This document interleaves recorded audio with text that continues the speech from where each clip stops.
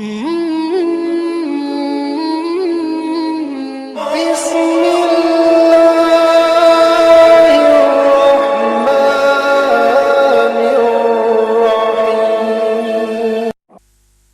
के रसूल ने अपने विसाल से कुछ दिनों पहले इरशाद फरमाया कि किसी को जलील न करना। इधर देखो, किसी को रुसवा, जल्दी बोलो, किसी को रुसवा न करना। तो एक दिन क्या हुआ कि मस्जिद में नमाज होने वाली थी, इकामत होने वाली थी। इकामत से मीनिंग ये तकबीर जैसे आप कहते खड़े होते हैं लोग ऊपर। तो इकामत से पहले एक सहाबी का वुजू खत्म हो गया। अच्छा, सबको एहसास हुआ किसी का वुजू टूट गया। तो अब जिसे वुजू करने जाना है, जब वो उठेगा तो उसे शर्मिंदगी नहीं होगी? होगी, चाहे थोड़ी बहुत होगी, शर्मिंदगी तो होनी है ना। तो अब वो सहाबी तो सोच ही रहा था मुझे वुजू करने उठना है। इतनी देर में जाबिर बिन अब्दुल्ला खड़े हो गए, हुजूर के सहाबी। कहने लगे, हुजूर अर्ज करता हूं आपसे, अगर आप इजाजत दें तो पूरी मस्जिद वुजू न कराए। पूरी मस्जिद के जितने सहाबा हैं सब वुजू न कराएं। हुजूर ने मुस्कुरा के फरमाया, जाओ सब वुजू कराओ। ये तो बहुत अच्छी बात है। मतलब ये एक सहाबी को शर्मिंदगी महसूस ना हो, इसके लिए सारी मस्जिद वुजू करने जा रही है। ये इस्लाम है ना। तो आप जरा मेरी बात गौर करें, हमने कौन सी बातों पे अल्लाह का शुक्र अदा किया? आओ जरा हुजूर की जिंदगी देखते हैं। मेरी बहनें और आप सब लोग गौर से सुनो।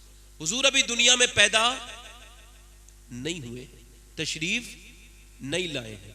आपके वालिद का नाम है जनाब अब्दुल्ला, हजरत अब्दुल्ला, और आपकी वालिदा का नाम है सैयदा। आप अभी दुनिया में तशरीफ नहीं लाए। आपके वालिद वालिदा की शादी हुई है और आपकी अम्मी नई नवेली दुल्हन है। आपके वालिद ने आपकी वालिदा से कहा, मैं मुल्क शाम के सफर का इरादा रखता हूँ तिजारत के लिए, लिहाजा अपने वालिद से इजाजत लेने जाता हूँ। जनाब अब्दुल मुत्तलिब के पास गए, कहने लगे मुझे इजाजत चाहिए। जनाब अब्दुल मुत्तलिब ने इजाजत दे दी, जाओ बेटा सफर करो। अब सफर पर ये चले, और जब ये मुल्क शाम का सफर था, चलते चलते ये सफर पे पहुंचे, ये मुल्क शाम, और शाम से वापसी पर ये मदीने में रुक गए, कुछ दिनों स्टे किया। इनकी रिश्तेदारी थी पुरानी। जब ये रुके तो पूरा काफिला वहीं पे मदीने में रुका हुआ था। एक दिन, 2 दिन, 3 दिन तबीयत बिगड़ने लगी जनाब अब्दुल्ला की। 6 दिन के बाद काफिला रुका रहा। कह लगे हम जाएंगे नहीं, चूंकि अब्दुल्ला सरदार मक्का के बेटे, जब वो पूछेंगे मेरा बेटा क्या है तो हम क्या जवाब देंगे, लिहाजा हम जाएंगे नहीं। तो 6ठे दिन हुजूर के वालिद का इंतकाल हो गया और आपकी कब्र बनाई आपके काफिले वालों ने। मदीने में कब्र बन गई। अब जब कब्र बन गई तो ये लोग हिजरत करके मदीने से, फिर वह सफर करके मदीने से मक्के आए। और मक्के आए तो फिर इसका इस्तकबाल हुआ काफिले का। काफिला लौट के आया शाम का। सैयदा आमना के घर में खुशियों का माहौल था कि उनके शौहर आए होंगे। और जनाब अब्दुल मुत्तलिब चूंकि सरदार मक्का थे, तो वो मक्के की रिवायत के मुताबिक काफिले का इस्तकबाल करने गए। इस्तकबाल करने के बाद पहला सवाल यही किया, मेरा बेटा अब्दुल्ला नजर नहीं आता, कहां है? तो लोगों ने खामोश हो गए। फरमाने लगे अब्दुल्ला कहां है? तो लोगों ने सर झुका लिया। आपने फरमाया मेरा बेटा चांद सा, मेरा बेटा कहां है? मेरी आंखें तरसती हैं, जल्दी बताओ कहां है? तो एक आदमी ऊपर से नीचे आया और आपका हाथ पकड़ा, और पकड़ने के बाद कहने लगे अल्लाह आपको सब्र दे सरदार मक्का, आपके बेटे की तो हम कब्र में मदीने में बना आए हैं, उसका इंतकाल हो गया। तो आप बूढ़े इंसान थे, आप खड़े थे, बैठ गए, और आपने अपना सर अपने हाथों में पकड़ लिया और सिसकियां ले लेके रोने लगे। 1-2 लोगों ने सहारा दिया। तो कहने लगे मेरा सबसे प्यारा बेटा था मेरा अब्दुल्ला। और फिर उसके बाद कहने लगे हाय उसकी नई नवेली दुल्हन, हाय आमिना। फिर सैयदा आमिना का ख्याल आया, हुजूर के घर पे पहुंचे। हुजूर की वालदा बिल्कुल जवान है। आवाज दी, आमिना बेटी क्या इंतजार कर रही है अपने शौहर का? कहा हाँ इंतजार कर रही हूँ, मैंने घर भी सफा किया है और कपड़े भी अपने बदल लिए, क्या मेरे शौहर आ गए? तो आपने फरमाया बेटी अब वो कभी नहीं आएंगे। का क्या मतलब? का उनकी तो कब्र मदीने में बन गई है। इतना सुनाता सैयदा आमना पर बिजली गिर गई और आप सिसक सिसक के रोने लगी। और अब्दुल मुत्तलिब ने कहा बेटी सब्र कर। आपने सर पे हाथ रखा, बेटी सब्र कर। सैयदा आमना ने सर ऊपर को उठाया और बोली आपका बेटा दुनिया से जरूर गया है, मगर उसकी निशानी मेरे शिकम में मौजूद है। अभी हुजूर दुनिया में तशरीफ भी नहीं लाए हैं कि हुजूर की वालिद दुनिया से रुखसत हो गए।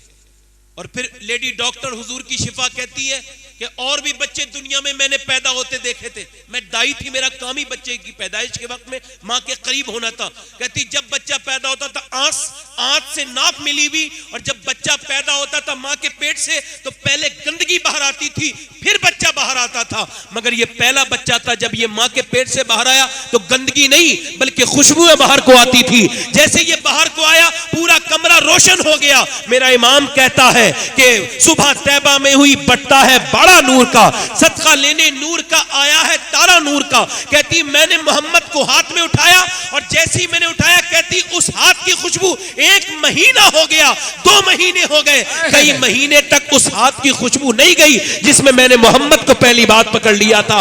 वो शिफा कहती है कि मैंने ऐसा निराला बच्चा पैदा होते नहीं देखा। जब पैदा हुआ तो टेक लगा के बैठ गया, उसके बाद सजदे में चला गया, मैंने बच्चे को सजदा करते देखा। कहती है कि उनकी नाफ कटी भी थी और अल्लाह अकबर परवरदिगार की तरफ से ऐसा नूर वाला बच्चा मैंने देखा नहीं। कहती जैसे ही आंखें खोली है और अपनी छत की तरफ को देखा है, कहती आंखों से मैंने नूर निकलते हुए देखा, अजीब सा बच्चा था।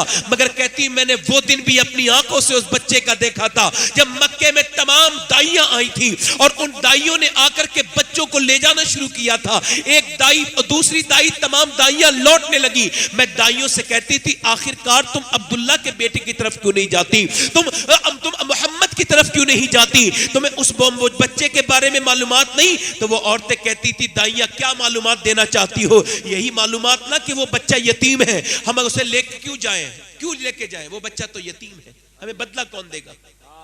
तो हुजूर की वालदा कह लगी शिफा कोई मेरे बेटे को कोई नहीं लेके जाता दूध पिलाने के लिए, परवरिश करने के लिए। तो वो कह लगी आपके बेटे के बारे में कहते हैं कि वो यतीम बच्चा है। यार मेरे हुजूर सरकारे दो आलम, मेरे और आपके आका जिनका हम कलमा पढ़ते हैं, वो हुजूर को गोद में यार अल्लाह अकबर ले लिया हुजूर की वालदा ने, और फिर पेशानी चूम के कहा मेरे बेटे दिल थोड़ा न करना, ये लोग क्या जाने कि तू आदम की नस्ल का फक्र है, मेरे बेटे इन लोगों को तेरे बारे में मालूमात नहीं। अल्लाह अकबर, हुजूर का बचपन ये बचपन है, अल्लाह अकबर। उसके बाद क्या हुआ, अल्लाह के रसूल 6 साल के जब तकरीबन हुए तो आपने अपनी वालदा के साथ सफर किया मक्के से मदीने शरीफ का। अच्छा ये सफर में कौन था, उम्मे ऐमन साथ थी। दादा से इजाजत मांगी आपकी वालदा ने, कहा कि सरदार मक्का आप इजाजत दे दें, मैं सफर पे जाना चाहती हूँ मक्के से मदीने। कहा क्यों, अपने शौहर की खबर पर। तो आपने इजाजत दे दी। 3 लोग सफर पे गए, सैयदा आमना, उम्मे ऐमन, हुजूर। मक्के से मदीने गए और मदीने में वालिद की कब्र पे हाजिरी की, और वालिद की कब्र से वापस आ रहे थे तो रास्ते में सैयदा आमना की तबीयत अचानक ज्यादा बिगड़ गई। इतनी बिगड़ी कि ऊंटनी से नीचे तशरीफ ले आई और कहती मैंने कहा कि रुक जाइए कुछ बिछा देती हूं, मगर उससे पहले ही लेट गई। और तपती हुई रेत पर ये कौन, जिसके बेटे का कोई जवाब नहीं, वो माँ है जिसके लिए अल्लाह ने पूरी कायनात को बनाई है। वो माँ तपती हुई रेत पे लेटी है और लेटने के बाद फिर हुजूर को आवाज दी। हुजूर करीब आए तो हाथ पकड़ लिया, पेशानी चूमा और कहा मेरे लाल, हर नई चीज को पुराना होना है और हर उरूज को जवाल है। मेरे बेटे अब तेरा मेरा साथ यहीं तक था, तुझे अल्लाह के हवाले छोड़ती हूँ। और मेरे लाल तेरे बाप तो है नहीं, मैं भी दुनिया से जा रही हूँ, मगर अफसोस मुझे है, मगर एक बात ये कह के जाती हूँ मेरे लाल कि मेरा नाम दुनिया से मिटेगा नहीं, क्योंकि मैंने तेरे जैसे प्यारे बच्चे को जो जन्म दिया है, तेरे जैसे अच्छे बच्चे को जो जन्म दिया है। उम्मे ऐमन कहती हुजूर कुछ नहीं बोलते, अम्मी बात करती जाती हैं, हुजूर कुछ नहीं बोलते। आखिर में क्या होता है, जब माँ ने आखिरी नजर डाली ना अपने बेटे पर और जैसे ही आंखें बंद हुई ना तो अब हुजूर ने हाथ पकड़ लिया और हाथ पकड़ के कहते हैं माँ। तो फिर माँ कुछ नहीं बोली, तो फिर चेहरे को हिलाया, अम्मी माँ, कहते फिर कुछ नहीं बोला, वो नहीं बोली माँ तो दुनिया से रुखसत हो चुकी थी। कहती हैं कि उसके बाद अल्लाह के रसूल ने जब जोर से कहा ना माँ, तो ऐसा लगता था अव्वा के टीले भी हुजूर के साथ रोने लगे। ऐसा लगता था आज रेत भी हुजूर के साथ रोती है। हुजूर फरमाते हैं माँ माँ माँ, कहते कहती मैंने हुजूर को हटाने, मगर हुजूर फिर रोना शुरू हो गए। फिर कहते हैं उम्मे ऐमन मेरी तरफ को देखते हैं, आमना ने जो आखिरी अल्फाज थे वो ये कहे थे, उम्मे ऐमन जा रही हूँ, मेरे बेटे का ख्याल रखना। फिर आंखें बंद कर ली। फिर अल्लाह के रसूल सल्लल्लाहु अलैहि वसल्लम की वालदा की कहती मैंने हुजूर को अलग हटाया और फिर कब्र बनाई। कब्र बना के मैंने हुजूर का हाथ पकड़ा और हम वापस मक्के की तरफ चले तो हुजूर ने मेरे हाथ पे झटका मारा और छोड़ा के अपना मेरा हाथ ऊपर टीले पे चढ़ गए। और टीले पे पहुंचने के बाद हुजूर ने अपनी वालदा की कब्र के जो पत्थर थे उन्हें सीनों से लगा लिया और फिर लिपट लिपट के रोते थे। कहती एक तो वो मोहम्मद हसीन मासूम मोहम्मद, और उसके बाद फिर उसका वो रोना मुझसे देखा नहीं जाता था। अच्छा रोते थे चिपट चिपट कर। ये आपको मैं समझा देता हूं 2 लफ्जों में ये कौन सा दर्द है। ये वो दर्द है जब कोई बच्चा यतीम होता है, उसकी फूफी होती है, उसकी ताई होती है, उसकी चाची, उसकी खाला, उसकी दादी होती है, उसका ताया, उसका फूफा, उसका खालू, उसका चाचा होता है। मगर मेरे हुजूर जहां यतीम हुए हैं, न फूफी है, न ताई है, न खाला है, न चाचा है, न दादा है। हुजूर अकेले ही रोते हैं। माँ कोई रिश्तेदार नहीं है। मेरे हुजूर इतना रोते हैं कि हजरत उमर फरमाते हैं 65,000 सहाबा के साथ हुजूर के साथ हज को जा रहे थे। चलते चलते एक जगह हुजूर बैठ गए। बैठने के बाद ना हुजूर ने अपने दोनों पैर ऊपर को किए और ऐसे कहते हैं वो सर नीचे को किया बिल्कुल, और इतना कभी रोते हुए हुजूर को कभी नहीं देखा। कहते हुजूर सिसकियां लेके रोने लगे, इतना रोते कि पूरा चेहरा भीग गया। मेरा इमाम कहता है आंखें रो रो के सुजाने वाले, जाने वाले नहीं आने वाले। यार हुजूर क्यों रो रहे हैं, क्यों रो रहे हैं हुजूर? अल्लाह अकबर। सहाबा को पता नहीं, सब सहाबा रो रहे हैं। किसी ने एक से कहा, हुजूर रोने लगे, सब रोने लगे। ये कैसे दीवाने थे जो बजे ही नहीं पूछते थे, सब रोने लगे। हजरत उमर कहते हैं मैं आगे बढ़ा, मैंने कहा हुजूर मेरे माँ बाप कुर्बान हो जाए, आप रोते क्यों हैं? फरमाया उमर तुझे पता नहीं यार, ये वही जगह है अव्वा का मकाम जहां मेरी माँ आमना मुझे 6 साल की उम्र में छोड़ के गई थी। 6 साल की उम्र। फरमाते हैं उमर मैं 6 साल का था जब मेरी मां यहां मुझे छोड़ के गई थी। अल्लाह अकबर, अल्लाह अकबर। 55 साल के बाद हुजूर आए हैं। कितने साल के बाद? मां की कब्र पर, और 61 साल की उम्र है और रो रहे मां को याद करके। एक हम हैं जिनकी मां घरों में बैठी है, बूढ़ी हो गई है, फोनों पे टेलीफोनों पे बात कर लेते हैं, फेसबुक 3 घंटे चला लेते हैं। अब मां कहती बेटे मुझसे भी बात कर लिया कर कभी। मां मरने वाली है यार, मां मरने वाली है, हम बात नहीं करते। जब हुजूर के ना मक्के में, अल्लाह अकबर, अबू जहल ने जब डंडा मारा ना सर पर, तो हुजूर जा रहे थे, एक जालिम डंडा मारा। जैसी डंडा मारा ना हुजूर के सर से खून निकल लगा। आपके चचा आए, उनसे कुछ औरतों ने कहा तुम्हारे भाई भतीजे पे जुल्म होता है और आप यहाँ बैठे, तो उन्होंने अबू जहल का सर फाड़ दिया गैरत में और हुजूर के पास गए। वो कहने लगे अल्लाह अकबर, मोहम्मद मैंने बदला ले लिया आपका और आप खुश हो जाएं। तो आपने फरमाया चचा बहुत दिनों के बाद आपके दिल में ये बात पैदा हुई, अगर मेरा बाप अब्दुल्ला होता तो ये लोग ऐसे जुल्म नहीं करते मेरे ऊपर। यार एक हुजूर है जो 55 साल की बात 61 साल की उम्र में रो रहे हैं। एक हम हैं जिन्होंने जीते जी अपने माँ बाप को भुला दिया। दोस्तों से यारी है मगर बाप से सलाम दुआ भी नहीं है। कामयाबी ढूंढते फिरते हैं यार। उम्मे ऐमन कहती हुजूर को और अल्लाह के रसूल की हदीस है, जो इंसानों का शुक्र नहीं अदा कर सकता वो अल्लाह का शुक्र नहीं अदा कर सकता। जो अपने माँ बापों का शुक्र नहीं अदा कर सकता वो अल्लाह का शुक्र भी नहीं अदा कर सकता। उठा लिया गोद में और हुजूर को उठा लिया। उम्मे ऐमन कहती मैंने हुजूर को उठाया और फिर हुजूर पलट पलट के देखते थे, ऊँटनी पे बिठाला फिर भी पलट के देखते थे कब्र की तरफ को और कहते थे माँ माँ माँ। अल्लाह अकबर। कहती मेरा कलेजा फटने को आता था। मैं कहती ना मोहम्मद ना। मैंने फिर गोद में उठा के बड़ी मुश्किल से मक्के तक का सफर किया। रास्ते भर रोते हुए माँ को याद करते हुए आते हैं और फिर चलते चलते कहती मक्के मक्के पहुंचे। मक्के जब पहुंचे तो सरदारे मक्का आ गए, कहने लगे ओ उम्मे ऐमन मेरी बहू नहीं आई, मेरी बहू कहाँ है? तो मैंने रो के कहा आपकी बहू का तो अब्बा के मकाम पे इंतकाल हो गया, वो तो अपने बेटे को छोड़ के चली गई। इतना सुना था हुजूर के दादा ने गोद में ले लिया और कहा मेरे लाल मेरे पोते अभी परेशान ना होना, अभी तू बिल्कुल बेसहारा नहीं हुआ है, तेरा बूढ़ा दादा मौजूद है, मैं तेरा ख्याल रखूंगा। फिर कहा उम्मे ऐमन मेरे बेटे का ख्याल रखना।